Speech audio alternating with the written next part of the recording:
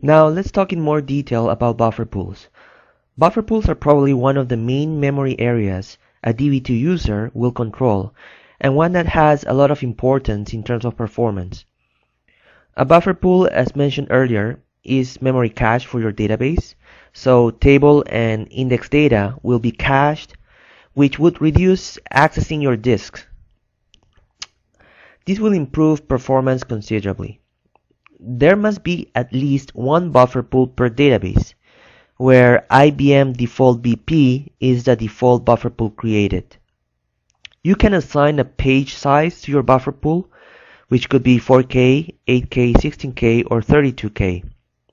If you create a table space, which we will cover in more detail on another lesson, the page size you specify on that table space must match the page size of an existing buffer pool. To create a buffer pool, use the create buffer pool statement. From Data Studio, you can create a buffer pool as follows.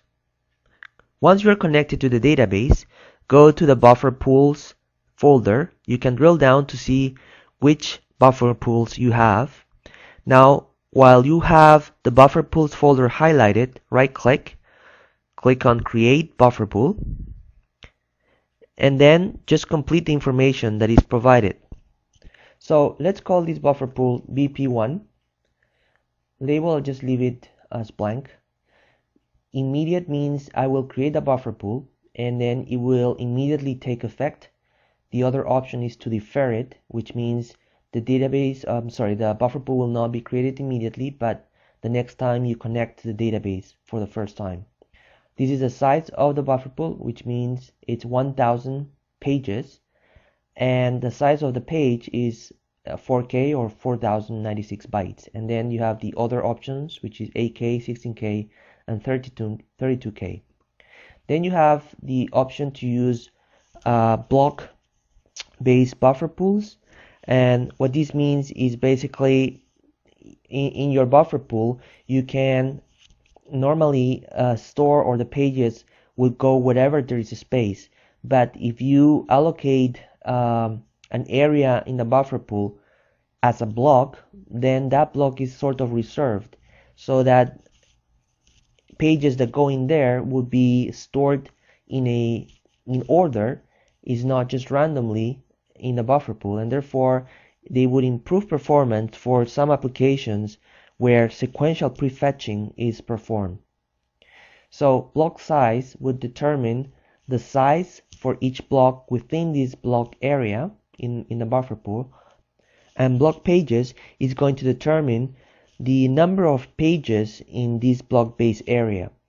If you leave it at 0, then that means you are not enabling block I/O, or you're not enabling block-based area on your buffer pool. Next, you can click on Preview DDL, so you see the actual command that it will be executed, and you scroll down to see the DDL that is generated. So here we're creating the buffer pool BP1. It's on all DB partition nums. That applies more for database partitioning feature, or DPF. It basically means that it's going to create a buffer pool on all database partitions. The size is 1000 pages. Non-block pages is set to 0, which means we're not enabling the block-based area of the buffer pool. And the page size is 4K. So then you just click on Run DDL, which is going to execute that create buffer pool statement.